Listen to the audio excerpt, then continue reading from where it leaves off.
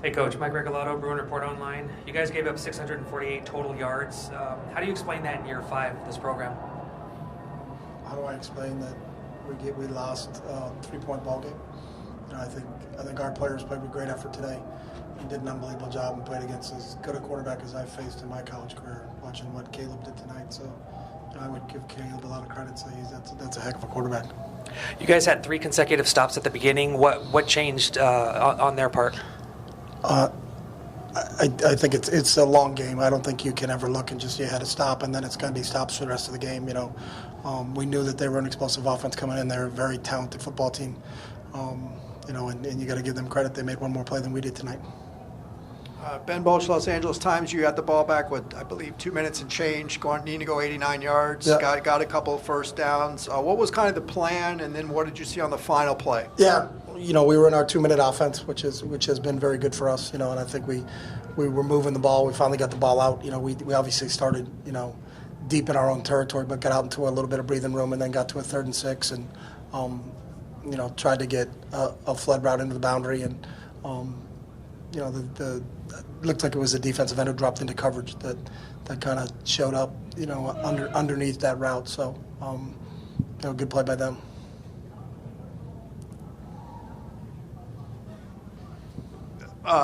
Dorian, very gutsy, got knocked out, came back in and competed from start to finish. Yeah. I know he probably wants the interceptions back, but how would you kind of assess his totality of what he did tonight? He's special, and we've talked about it from, his first start at Oklahoma and till now. I think his toughness has been on display for the last 5 years, and he's as tough as they come. The kid's a warrior. We wouldn't be where we are if we didn't have the contributions that he's given us. He sets a tone in practice, sets a tone every single day. You feel for him and you hurt for him just because I know how much it means to him, and I know, you talk about leaving it on the field. Dorian literally leaves it on the field every time he plays, and he's a special guy that, I think, everybody around here he's up there with and there's been some great quarterbacks, but, I think he's one of those special ones that has gone through this program. And as I told those guys in the locker room, we have 2 more games to play. We have a game against Cal this Friday on a short week, and then we have an opportunity to play in a bowl game, and we'll find out where it is. And it's, we owe this group of 27 guys, let's go out on the right note. So, we'll be back to work tomorrow. Billy Witz with the New York Times. Chip, can you elaborate on what you mentioned about Caleb Williams? What makes him so difficult to I think defend? he's really accurate. He's got a great pocket presence. He keeps so many plays alive. To extend plays, and I think when he extends plays, he extends plays. We're losing your mic. I know I'm losing my mic too, but I'm not a mechanic, so I couldn't tell you. So he does a great job of extending plays. He's extremely athletic, and he's as accurate as you can be throwing the football. So I think it's that combination of that. He's that rare dual threat guy that can beat you with both his legs and his arm. Sometimes guys are more of a runner, but he throws it as well as anybody I've seen. So good player. Dorian came out when he came out of the game for the one play. Mm-hmm. Got popped in the head. Does that? Is there a reason it wasn't maybe examined a little bit? The medical team handles all of that, so I don't have any decisions as a coach, nor should I. I don't have a medical background, so whatever the medical team that saw him, the officials, if you do, if someone comes out to see you, you have to leave the game for a play. But he was cleared to come back in. So. How do the mechanics of that work? Are you told by somebody, or is it? Yeah, our medical staff, our doctors, and our trainer Anthony, and then Dr. Goldman and Dr. McAllister will tell me if a player's up or a player's down. Dan Greenspan, Associated Press. Chip, what went into the decision to take the timeout at the end of the half before SC tried the field goal? That was my decision only. They had rushed out on the field. I didn't think the kid, he missed one earlier, so you're just trying to see if you can, rattle him a little bit, and it didn't work, so it was a bad call by me. How important were those couple scores as he got in the final 2 minutes of the half? It seemed like you guys had the momentum, and then it turned it. Ended up being a 3-point game, so it was really important.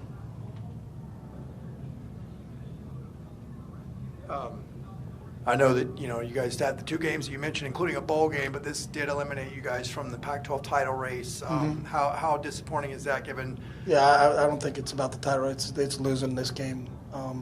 That's the one thing, you don't try to think about what's the ramifications of it. It's that, our players gave an unbelievable effort tonight, but we came up short, and it's tough, when you talk to them after the game to put that into words that you can play with the effort that they played with tonight, but that wasn't good enough tonight, and sometimes it's a very tough lesson for all of us to learn.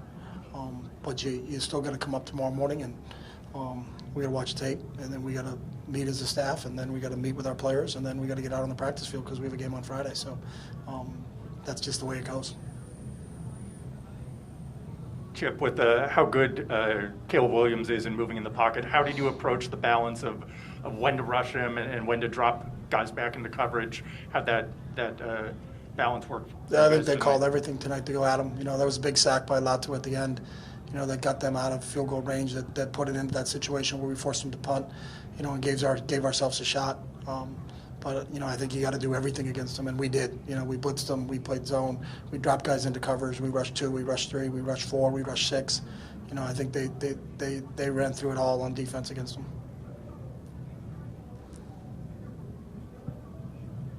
Was there any chance Bill McGovern was going to coach the game tonight, or no, what's his status going forward? Yeah, Billy's unavailable right now.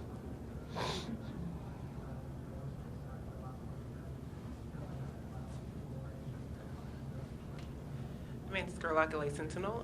You guys had a very strong start, 14-0. How do you feel like you guys can kind of keep that momentum going into next week?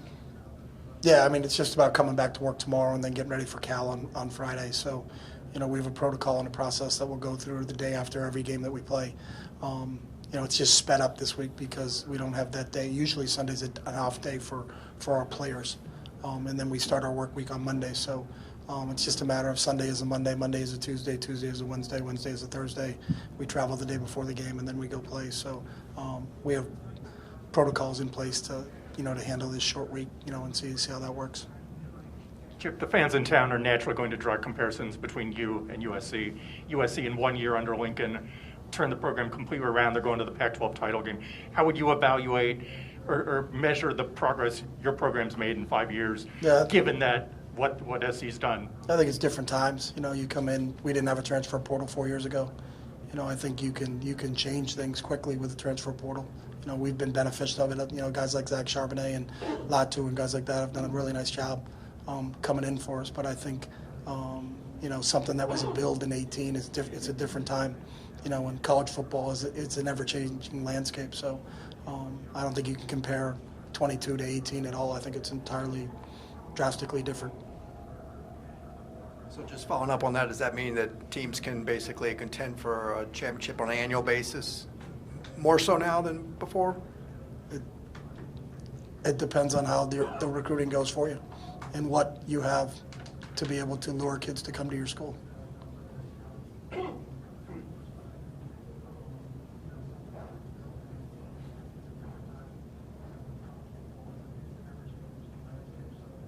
We good? Yeah, thank you. All right, thanks, guys. Thank you.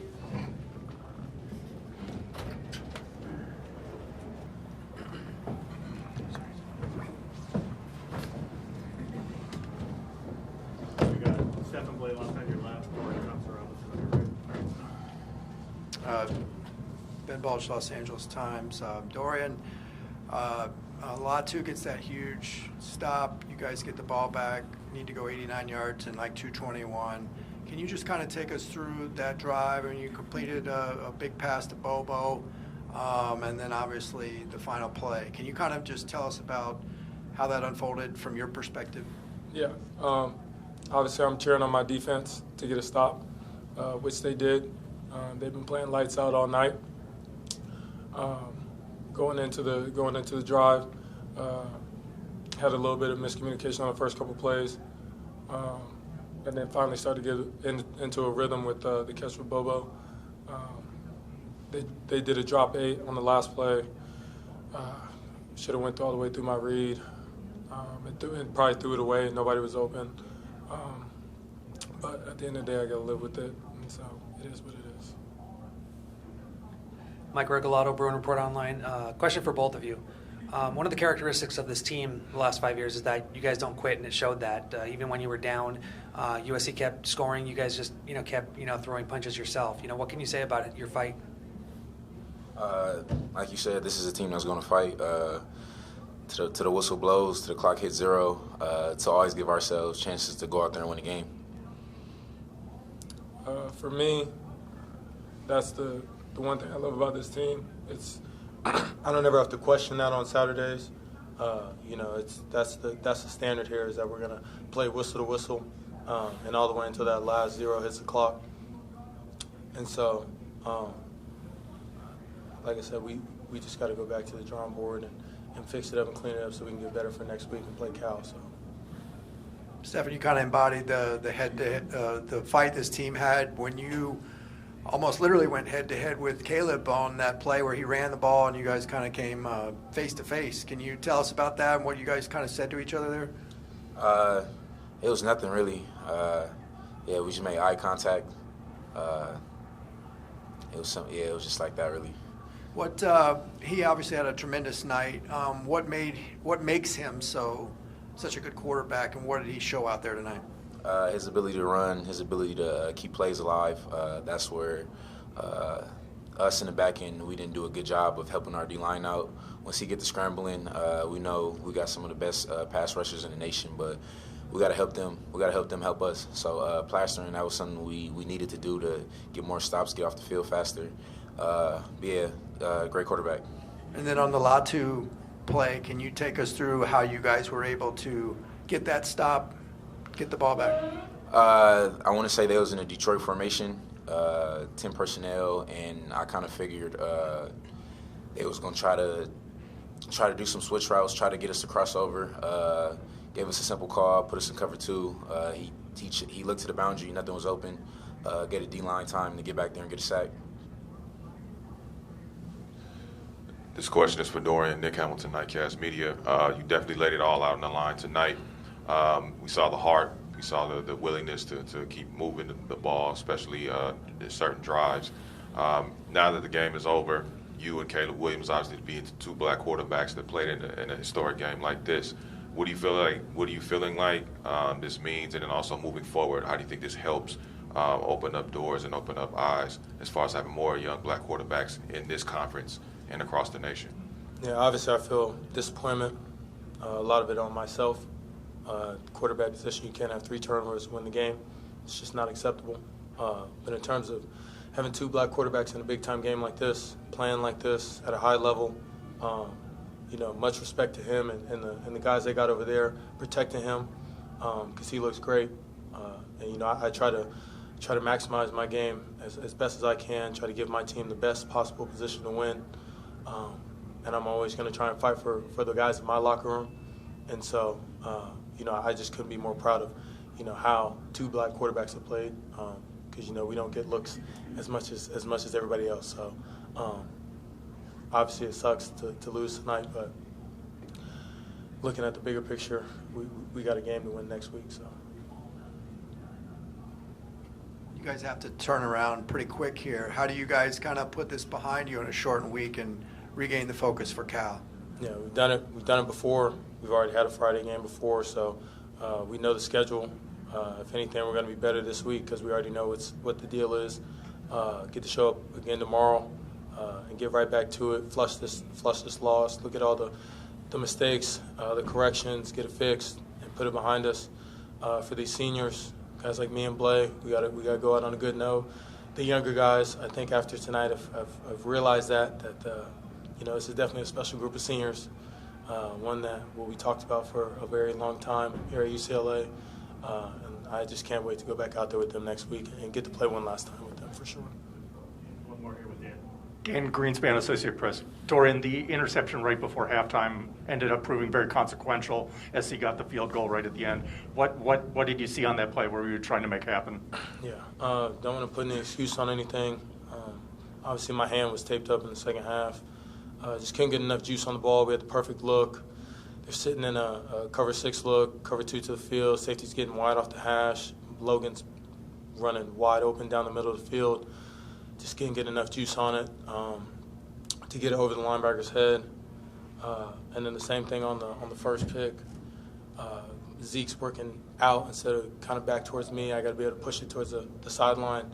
My front foot slipped, and it is what it is. So, like I said, it's all things that are on me that I know I can correct and fix.